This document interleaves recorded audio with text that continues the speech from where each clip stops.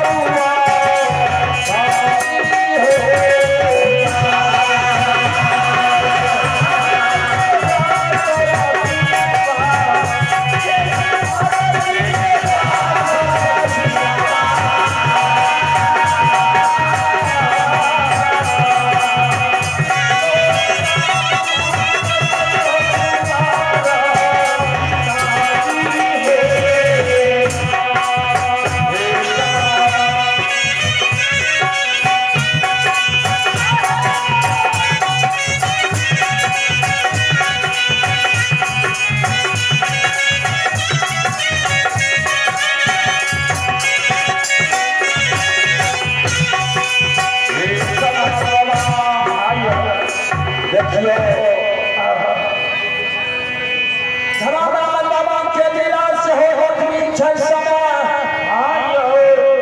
और श्रोता भगवान सब हमार कहते हाय के उठावे वाला भाग करियो श्रोता भगवान अपने हमार प्रचार के लिए उठावे के लिए आदेश देते हमर दल हेलो सर, हेलो। एक आवश्यक सूचना है, जो मंडली आए हुए हैं, जो वर्तमान में पहुंची है भोजन करने के लिए, जो भी आए हैं कृपया चालू करना भोजन कीजिए।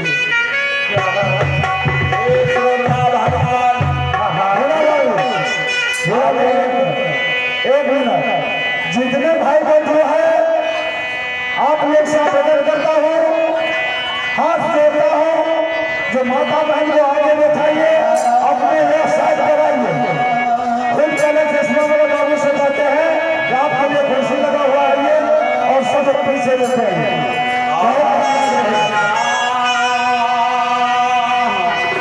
गेट के साथ में गेट चलते देखियो यारो यहाँ हमारा बाबा के कहानी है छी बाबू कैलाश और साथ में बजरंग बली का सहयोग के लिए सग लगा करके कपड़े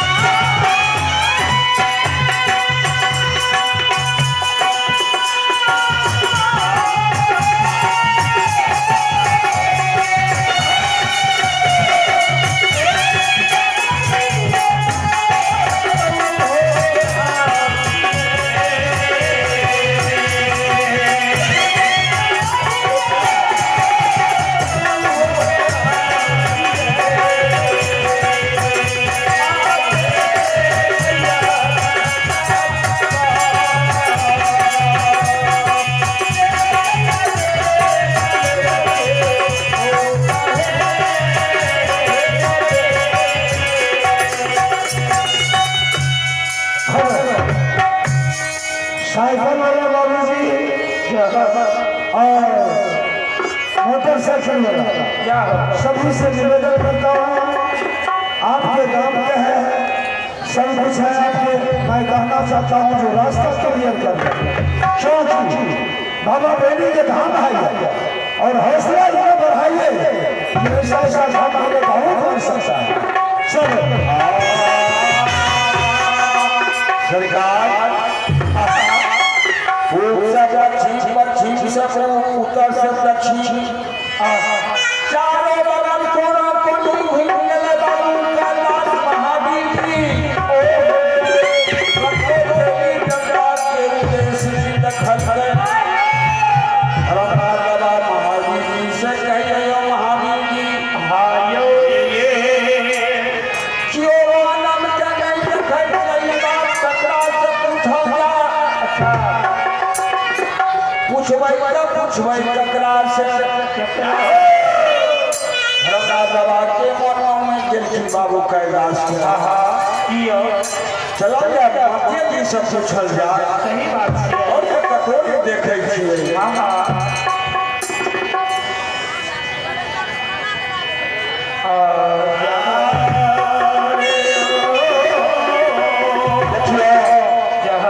लगान बाबा के शीश गणपति के तरफ से शानदार रुपया के ताने हिला हो गणपति आती ना होती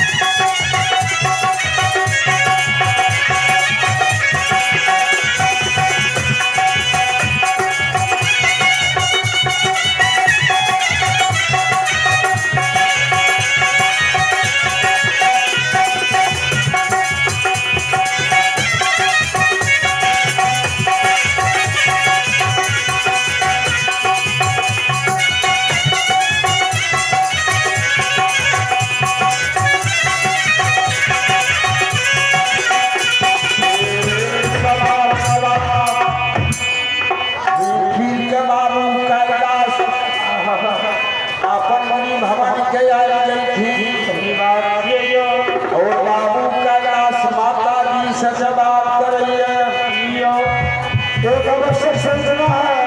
रंजीत बाबू से कहना है, जो श्रोतागण कहता है कि देवरिया तो नहीं आवाज जाता है, इसलिए थोड़ा सा मोटरसाइकिल से आप चेक करिए, जाकर के आवाज पूरा दीजिए। जो बोली वाला धाम में क्या हो रहा है, चलो। हे श्रोता भगवान बाबू का